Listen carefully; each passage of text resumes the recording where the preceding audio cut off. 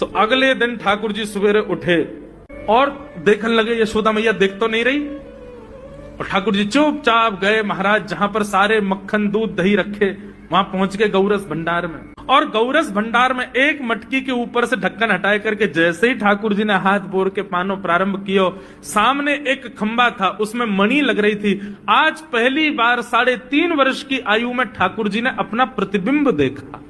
ठाकुर जी ने जैसे ही प्रतिबिंब में अपने रूप को देखा, अपने रूप को देख करके ठाकुर जी बोले, हो तू भी आयो यहां चोरी करवे? अपने आप से बात कर रहे हैं ठाकुर जी। अरे मैंने कही तो हती अपने अपने घर में चोरी करनी है, तू दारी के मेरे घर में आगो चोरी करवे?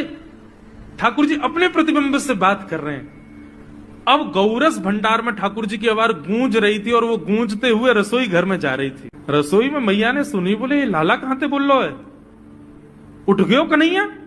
मुझको पतो भी ना चली, नूपुरन की आवाज ना आई। मैया दौड़ करके गई तो देखा ढूंढते ढूंढते गौरस भंडार में ठाकुर जी अपने प्रतिबिंब से बात कर रहे हैं। कितनी सुंदर झांकी है ठाकुर जी की। ठाकुर जी मक्खन पा रहे हैं। बोले अच्छा अब आ तो गए हो यहाँ पे, लेकिन सुन चुपचाप चोरी करके भाग जाइयो, मेरी मैया बहुत मारेगी तो को। बाकू यदि पतो चल गई तू चोरी कर रहा है तो को उखलते बांध देगी, मेरी मैया बहुत मारेगी। चुपचाप चोरी कर और निकल ले यहाँ से। ठाकुर जी चोरी की बात कर रहे थे, यशोदा मैया ने पीछे से सुनी, लाला ओ कन्हैया। ठाकुर जी घबरा गए, मैया कैसे आ गई? हाँ मैया, कौन से बात कर रहे हो तू? अरे मैया देख हमारे घर में चोर घुसायो है।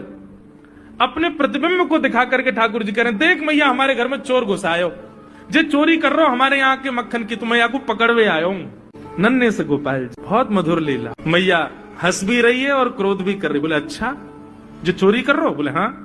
चल याकू तो मैं पकड़ लूंगी, लेकिन जे बता तेरे हाथ में मक्खन कैसे लगो? तू तो याकू पकड़वे आयो ना। अब मैया याकी मैं कहा बताऊं, तेने मेरे हाथ में पद्म राग के ऐसे ऐसे बढ़िया कंगन पहना रखे, कड़ूला पहना रखे सोने के। जब मैं धूप में निकलूं ना तो धूप की किरण से मुंह को बहुत जलन है जाए हाथ में। तो कल मेरे सखा मधुमंगल ने मुझसे कही, बोले लाला जे जलन तेरी दूर रह जाएगी, तू मक्खन में हाथ बोर लियो अपनो, सोई तेरी जलन दूर रह जाएगी। या हमारे मैया जलन हटावे के काजे मैंने हाथ बोरो है। मैया बोली अच्छा चल लाला, यहाँ तो तेरे जलन है रही और यहाँ मक्खन कैसे लगो? ठाकुर जी बोले मैया मैं अपनी जलन दूर कर रहा हूं। इतने में जन कहां एक मक्खी आके मेरे मुंह पे बैठ गई। बाकू उड़ावे के काजे मैंने जैसे मुंह पे हाथ किया, सो मक्खन मेरे मुंह पे लग गो। मैया बोली लाला तू चोरी भी करन लगो और अब झूठ भी बोलन लगो मुझसे। ठाकुर जी ने ग्वाल बालों से कहा भैया मिशन फेल हो गया, घर में तो चोरी नहीं कर पाए हम।